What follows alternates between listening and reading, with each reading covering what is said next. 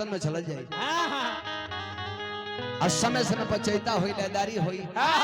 नौका भाई लोग खातिर तनी जानिए चर चुटकिला होत रहे हंसी मजाक होत रहे आज तक हो ब्यास बाना बाकी हई बाबूना बड़े है झाल वाला 3 साल पहले कर बियाह भइल हम तन चाहब जो उपेंद्र भैया के हमरा दर्शन हो जाए काहे कि फोनवे पर हमनी के बात भइल बा आज हम बोलाई रौरन मालिक बानी कहे चाचा जी से भेंट मुलाकात भइल है विवाह कीर्तन हो तो हम पूरा परिवार के लोग जे रही तो बड़ा आनंद आई काहे कि अष्टजाम अभी ले अधूरा बा राम के नाम ले आइल बा यानी पिताजी के नाम ले बा माताजी के नाम जब लिया जाए इस जग संपन्न हो जाए हिंदू धर्म के सबसे लमहर जग बा ए महाराज रामलीला होता कृष्ण लीला होता 7 दिन चाहे 9 दिन के यज्ञ होता होत में बा 2-3 गो जग बजे निमन से होला श्रीमद् भागवत कथा करा दी सुंदर से होई अष्टजाम कराए सुंदर से होई आ कहीं रंजीत चाचा जग में जाकर देखी जहाँ धर्म होता वो जो सबसे बढ़ के कुकर्म होता और धर्म के काम बहुत ज्यादा हो रहा तो हमारे यहाँ तो बहुत जग चल रहा शैलेश भैया बाकी एने कावरा बहुत हमने के धन्यवाद मनावल जाए जे सबसे लमहर जग अष्टजाम होला आहा ओकरा बाद से भगवान के विवाह कीर्तन होला बारात निकलेला बड़ा सुंदर लागे तो तनी एगो भजन आई जिला ना हो के छपरा जिला तो सोचो ब्यास लोग खैला बिना मर जाए हे बबुनवा के शादी भइल 3 साल पहले एकर ससुर गाड़ी लड़की से भई रहे ना मुर्गी से एकर बाबूजी अंडा बेचले ले लो दो दे दिया तो बाजी का करिए ओए सुने के चाहत रहला बाकी अंतर इतने बांडवा सारा एकर माईए खा जाए बेचा ना पावेला अल्लू कातर ला बाजारी में आके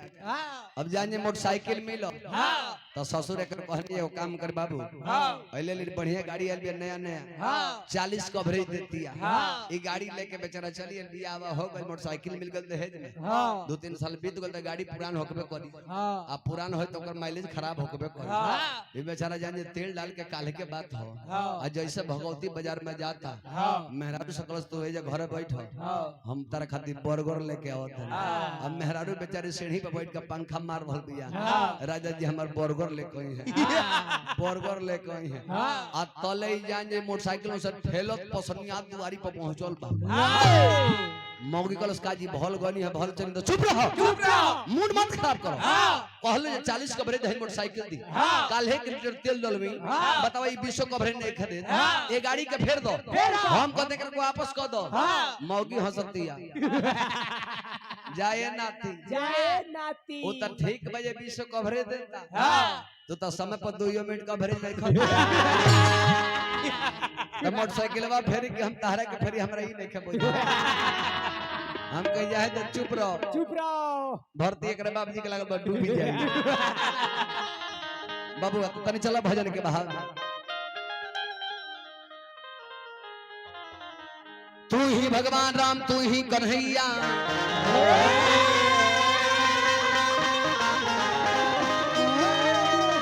तू ही परशुराम चारे धाम गोसैया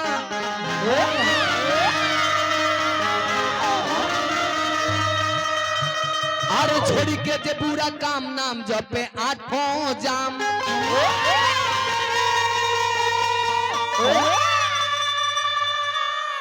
अरे तू ही बनवल बिगड़ल काम गोसैया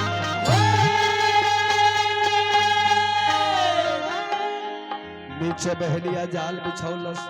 तन बढ़ा ब्याथा लगोले निशानी गोसैया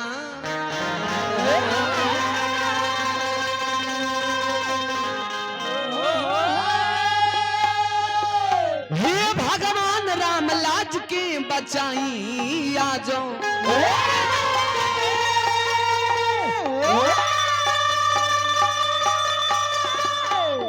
आफत में पड़ली चिड़ैया गोसैया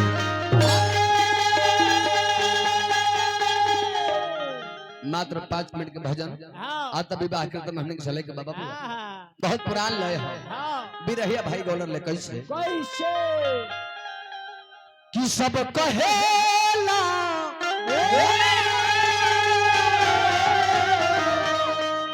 कुछ होमे ले रहल बा हर बहुते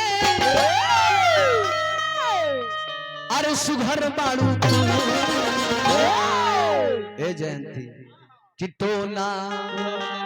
अरे लागे न मारी उमरिया एही लाइ पर भक्त भगवान से कहत रहे कैसे बबुआ कैसे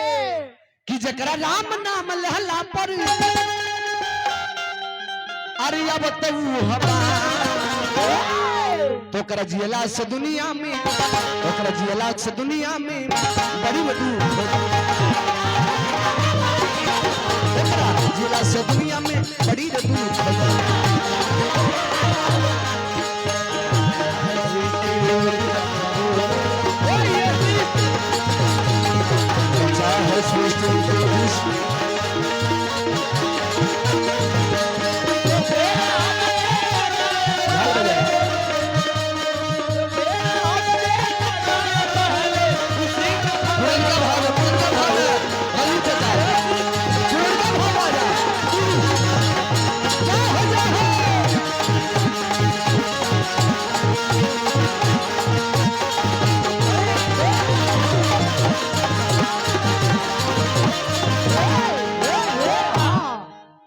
खाली फोकस बाजी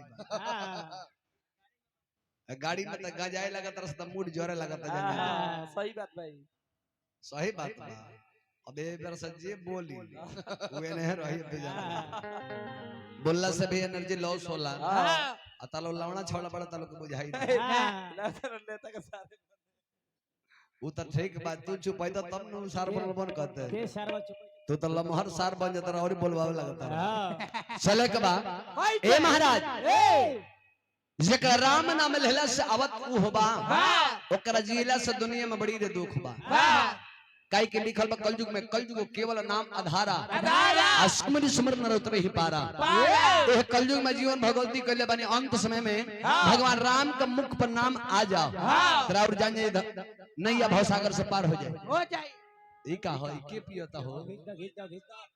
अच्छा ही गलती काम नहीं का हो हमरा बुझाई ना कोनो लिमका ढारता ऊपर से खा दे देखि तो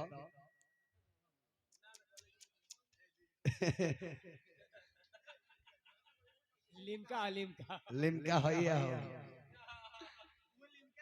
अच्छा के देखि तो और छोट लइका लिमका ढारना अरे कोनो वैज्ञानिक शोध करता भाई चाचा हने हट जा ना ना अब हो गलो कर तो अंदर के स्पीड में रहलो खत्म हो ई टेम्परेचर से बुझा गए जे लिमका ना हो काहे कि लकीर खींचता वो पीछे में है जाय दी कोनो बात नहीं है गार्जियन मानी रवा हां आ लइका लो एंगे करेला देखि लो सभे लइका से सियान भइल भाई सभे कइले जकरा जो है फुर्सत मिल जाई आ तो है मार ली ए हंसी बन कर काम पर ध्यान दो देखो ई सरवा मलिंदर का ना हो सब भगवान वाला बिलवा देला से खत्म भाई काम पर ध्यान हो गए होशियारी का काम थोड़ी है अबोझली का काम बोझली का काम है लिखल बा हम में तुम में खड़क हम में घड़घड़ व्यापे राम कण कण में भगवान के वास बा सबके अंदर भगवान के वास बा तो देखिए लइका लो बालक के स्वरूप होला अब बालक लो जब नदानी ना करे तो लोग लइका थोड़ी कहाई बचपना थोड़े बुझाई तेनु नदानी न कहता अब वो लोग के फेर में पड़बो ई करबा तो तू कहले पड़ो अपन काम कर बहुत कले बाबा